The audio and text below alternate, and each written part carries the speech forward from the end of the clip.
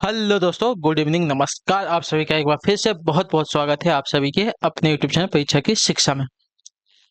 आशा करते हुए आप सभी जो है स्वस्थ हैं, अपनी तैयारी जो है बढ़िया तरीके से कर रहे हैं। तो जो बच्चे क्लास में पहली बार आए हैं, नए हैं, उन सभी को बताते हैं हमारे चैनल पर आपकी बीएड प्रवेश परीक्षा 2025 की जो आपकी तैयारी चाहते हो रेगुलर बेसिस पे करवाइए। तो जिसे भी तैयारी पूरी करनी है, कंप्लीट करें, चैनल को सब्सक्राइब करके आप लोग हमारे साथ जुड़ जाइए। ठीक है। क्लास का समय देखिए, सुबह 10 बजे रीजनिंग जीके की क्लास, रीजनिंग की क्लास जो है दोपहर को 1 बजे, कला की क्लास जो है शाम को 4 बजे, और हिंदी की जो क्लास है शाम को 7 बजे आपको डेली बेसिस पे आप देखने को मिलती है। तो आपको इसी टाइम पे क्लासेस से जुड़ना है, तैयारी को पूरा कंप्लीट करना है। नीचे डिस्क्रिप्शन आपको इंस्टाग्राम और टेलीग्राम का लिंक मिलेगा, तो आप हमें इंस्टाग्राम पर फॉलो कर लेगा, टेलीग्राम चैनल को ज्वाइन करेगा। टेलीग्राम चैनल पर डेली बेसिस पे क्लास का अपडेट मिलेगा। बाकी जो अपडेट है आपको टेलीग्राम चैनल के माध्यम से मिलते रहेगा, तो आप लोग जो है इसको ज्वाइन करके रखेंगे। ठीक है। चलिए क्लास स्टार्ट करें बिना किसी देरी के। एक एक क्वेश्चन को अच्छे से ध्यान से देखिएगा और उत्तर देने की कोशिश करते हुए आगे बढ़िएगा। ठीक है। पहला क्वेश्चन 51 नंबर, सूरदास का काव्य किस भाषा में रचित है? बताइए, सूरदास का जो काव्य है किस भाषा में रचित है? तो इसका राइट आंसर आपका हो जाएगा साथियों, ब्रज भाषा में। ऑप्शन नंबर डी राइट हो जाएगा। ठीक है।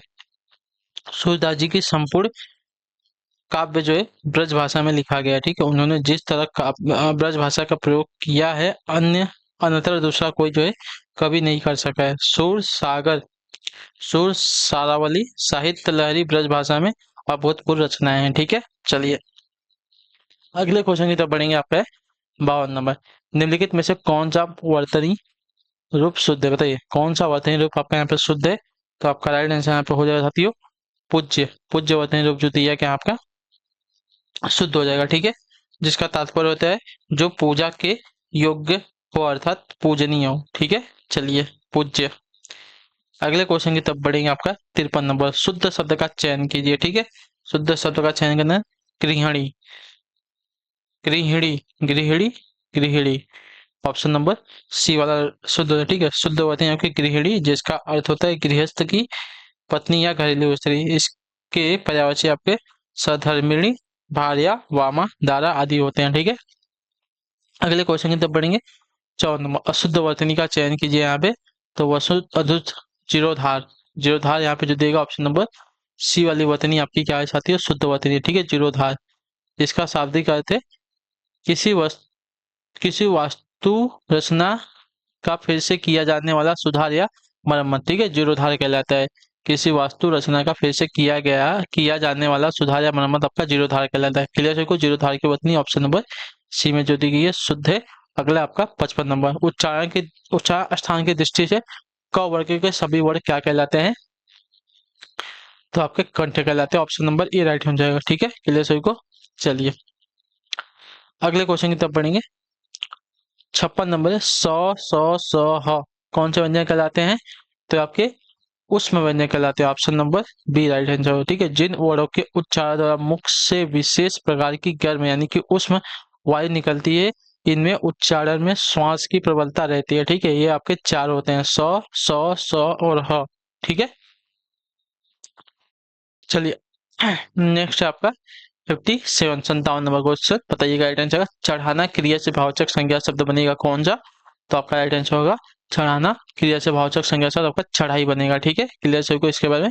चलिए, बल प्रयोग सीमा का उल्लंघन करके दूसरे के क्षेत्र में जाने की क्रिया आपकी चढ़ाई कहलाती है। ठीक है। चलिए अगले क्वेश्चन की तरफ रहेंगे। 58 राष्ट्रीय भावचक संज्ञा शब्द क्या हो जाएगा? बताइए, राष्ट्र की भावचक संज्ञा है क्या? तो राष्ट्र की भावचक संज्ञा शब्द आपकी राष्ट्रीयता है। ऑप्शन नंबर बी आपका राइट आंसर होगा। ठीक है। राष्ट्रीयता किसी व्यक्ति या किसी संप्रभु राज्य के बीच के कानूनी संबंध को बोलते हैं। ठीक है। चलिए, तो राष्ट्र की भावचक संज्ञा शब्द की राष्ट्रीयता है। देना क्रिया की भावचक संज्ञा शब्द क्या कौन है? तो देना क्रिया की भावचक संज्ञा शब्द आपके यहाँ पे देन हो जाएगी। ठीक है। ऑप्शन नंबर सी राइट हो जाएगा। ठीक है। देना क्रिया की भावचक संज्ञा शब्द की देन है। ठीक है। देन ने की क्रिया या भाव दान होती है। ठीक है। अगला क्वेश्चन 60 नंबर प्रश्न। ठीक है। ध्यान से देख के उत्तर देंगे। बच्चा से बना हुआ बचपन शब्द क्या है? तो बच्चा शब्द से बचपन भाववाचक संज्ञा शब्द का उदाहरण है। ठीक है। तो ऑप्शन नंबर ए आपका राइट आंसर होगा। ठीक है। बच्चा जाति वाचक संज्ञा है एवं बचपन भाववाचक संज्ञा का परिवर्तित रूप है। अगला question 68 number, 61 number sorry, 61 number, मधुर विशेषण से बनने वाला संज्ञा शब्द कौन सा होगा? तो मधुर विशेषण से बनने वाला संज्ञा शब्द अगर देखा जाएगा तो यहाँ पे हो जाएगा साथियों भाववाचक संज्ञा शब्द। ऑप्शन नंबर बी आपका है मधुर गुणवाचक विशेषण है। ठीक है, मधुर जो है गुणवाचक विशेषण है, भाववाचक संज्ञा में परिवर्तित करने के लिए मधुर से मधुरता बनाया जाएगा। ठीक है, तो मधुर से क्या बनाया जाएगा? मधुरता। ठीक है, ये बात याद रखिएगा, क्योंकि मधुरता एक भाव है। ठीक है, अगला क्वेश्चन आपका 62 नंबर निम्नलिखित में से किस विकल्प में सभी शब्द भाववाचक संज्ञा शब्द होते हैं? निम्नलिखित में से किस विकल्प में सभी शब्दों के वाचक संज्ञा शब्द है? तो आपका राइट आंसर यहाँ पे हो जाएगा साथियों रसीला, कड़वाहट, बुढ़ापा, उन्नति। ऑप्शन नंबर सी राइट हो जाएगा। ठीक है, रसीला, कड़वाहट, बुढ़ापा, उन्नति सभी शब्दों के भाववाचक संज्ञा हैं। जिन शब्दों से किसी भाव, गुण, दशा आदि के ज्ञान का बोध होता हो वह आपके भाववाचक संज्ञा शब्द कहलाते हैं। ठीक है, जैसे नारित्व, वीरता, थकान, समीपता इत्यादि सभी। अगले क्वेश्चन की तरफ बढ़िए। 63 नंबर है कुशलता किस प्रकार की संज्ञा है?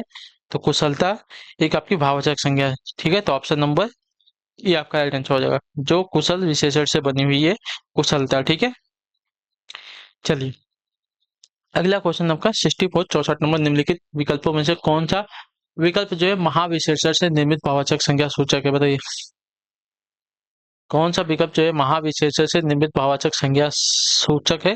तो आपका राइट आंसर आपको हो जाएगा महिमा। ऑप्शन नंबर ए राइट हो जाएगा। ठीक है, महिमा जो है आपकी महाविशेषण से निर्मित भाववाचक संज्ञा सूचक शब्द हो जाएगी। ठीक है, महा से महिमा, क्लियर है? महा से महिमा आपका महाविशेषण से निर्मित भाववाचक संज्ञा शब्द सूचक आपका महिमा हो जाएगा। अगला है आपका 65 वह अगले साल आएगा रिक्त स्थान इस वाक्य में कौन सा कारक? वह अगले साल आएगा रिक्त स्थान में कौन सा कारक है? तो आपका राइट आंसर यहाँ पे हो जाएगा साथियों वह अगले साल आएगा ना, वह अगले साल आएगा, तो यहाँ पे अधिकरण कारक है। तो option number C right answer. अधिकरण, अधिकरण अर्थात आधार यानी संज्ञा या सर्वनाम के जिस रूप से क्रिया के होने के स्थान व समय का पता चले वहां आपका अधिकरण कारक कहलाता है। ठीक है, इसका अर्थ में तथा पर होता है। ठीक है, चलिए अगले क्वेश्चन की तरफ बढ़ेंगे। आपका है 66 ग्रहों के नाम सदैव कैसे होते हैं? तो ग्रहों के नाम सदैव आपके कैसे होते हैं? तो ग्रहों के नाम अपवाद होने के कारण वे न तो स्त्रीलिंग होते हैं, न पुल्लिंग होते हैं और न ही नपुंसकलिंग होते हैं। तो ऑप्शन नंबर डी राइट होगा। ठीक है, अपवाद अर्थात इन्हें लिंग की किसी भी नियमावली में बांधा नहीं जा सकता है। ठीक है, अगला आपका 67 नंबर अस्थि का तद्भव शब्द क्या होगा? तो अस्थि का तद्भव शब्द आपका हड्डी हो जाएगा। ऑप्शन नंबर ए आपका राइट होगा। ठीक है, अस्थि का तद्भव शब्द आपका हड्डी हो जाएगा। जीव जंतु के शरीर का कड़ा भाग जिसे उसका ढांचा निर्मित होगा वो आपका अस्थि कहलाता है। ठीक है, अस्थि का तद्भव आपका हड्डी होता है। अस्थि आपका एक संस्कृत शब्द है और हड्डी आपका एक हिंदी शब्द है। पहचान का तत्सम शब्द क्या होगा? तो पहचान का तत्सम आपका तत्सम शब्द ना पहचान का प्रत्यभिज्ञान। ठीक है, प्रत्यभिज्ञान आपका संस्कृत शब्द हो जाएगा, पहचान आपका एक हिंदी शब्द है। ठीक है, क्लियर है? तत्सम और तद्भव के बारे में आपको मैंने बताया है बहुत बार। तत्सम शब्द जो संस्कृत के ऐसे शब्द होते हैं जो बिना किसी परिवर्तन के ही हिंदी में प्रयोग किए जाते हैं, और तद्भव ऐसे शब्द होते हैं जो संस्कृत के शब्द होते हैं जो परिवर्तन के बाद हिंदी में प्रयोग किए जाते हैं। ठीक है, अगला क्वेश्चन 69 वार द्वार दिए गए अनेकाधिक शब्द को एक अर्थ के साथ लिखा है उसका दूसरा अर्थ बताइए। तो वार का द्वार दिया गया है तो इसका एक और क्या हो जाएगा? तो एक हो जाएगा साथियों रोक। ऑप्शन नंबर ए राइट हो जाएगा। ठीक है, वार सही है। वार के अनेकाधिक शब्द आपके दिन, आक्रमण, प्रहार, नियत काल ये सभी होते हैं। अगला क्वेश्चन 70 बहिर्मुखी शब्द में कौन सा उपसर्ग है? तो बहिर्मुखी शब्द में अगर उपसर्ग की अगर बात करेंगे साथियों तो आपका राइट आंसर यहाँ पे हो जाएगा बहिर। ऑप्शन नंबर ए राइट हो जाएगा। ठीक है, क्लियर सबको? बहिर्मुख आपका बहिर जो है आपका संस्कृत का उपसर्ग है, लेकिन इसका प्रयोग हिंदी में किया जाता है। बहिर उपसर्ग से बना शब्द आपका बहिरागत, बहिरंग, बहिर्गमन। तो बहिर मुखी शब्द में आपका उपसर्ग बहिर है। ठीक है, उपसर्ग जो है शब्दांश के प्रारंभ में लग के शब्द का अर्थ बदलते हैं। निम्न में से किस शब्द में उपसर्ग नहीं लगा है? उपसर्ग यानी कि शब्द के अधिशासी उपसर्ग प्रशंसा में प्र उपसर्ग, विनाश में वि, प्रत्याशा में प्रति उपसर्ग। तो किसमें उपसर्ग नहीं लगा है तो मेरे ख्याल से प्रशंसा, प्रशंसा में आपका उपसर्ग नहीं लगा तो ऑप्शन नंबर बी आपका राइट आंसर होगा। ठीक है, अधिशासी में अधि उपसर्ग है, विनाश में वि उपसर्ग है और प्रत्याशा में प्रति उपसर्ग। प्रशंसा आपका मूल शब्द है, इसमें कोई उपसर्ग नहीं लगा है। अगला है आपका 72 नंबर, निम्न वाक्यों में मोटे अक्षर वाले शब्द की संधि ज्ञात कीजिए। प्राचीन काल में तपोवन स्वर्ग माना जाता है, तपोवन में कौन सी संधि हमको बताना है। ठीक है, तो देखिए तपोवन में तपह धन वन हो जाएगा। ठीक है, तपोवन का संधि विशेष तपह धन वन होता है, तो इसमें आपका विसर्ग संधि ऑप्शन नंबर ए आपका राइट होगा। ठीक है, क्लियर सबको इसके बारे में। चलिए अगला क्वेश्चन आपका 73, दिगंत में कौन सी संधि है। तो दिगंत में अगर संधि की अगर बात की जाएगी तो दिगंत में आपकी व्यंजन संधि, ऑप्शन नंबर सी आपका राइट है। ठीक है, व्यंजन संधि के बाद यदि किसी स्वर या व्यंजन के आने से उस व्यंजन में जो परिवर्तन होता है वो आपकी व्यंजन संधि कहलाती है। ठीक है, तो व्यंजन संधि होती है, दिगंत में आपकी व्यंजन संधि। अगला आपका 74 नंबर, निम्न में से कौन सा संधि विच्छेद सही है। ठीक है,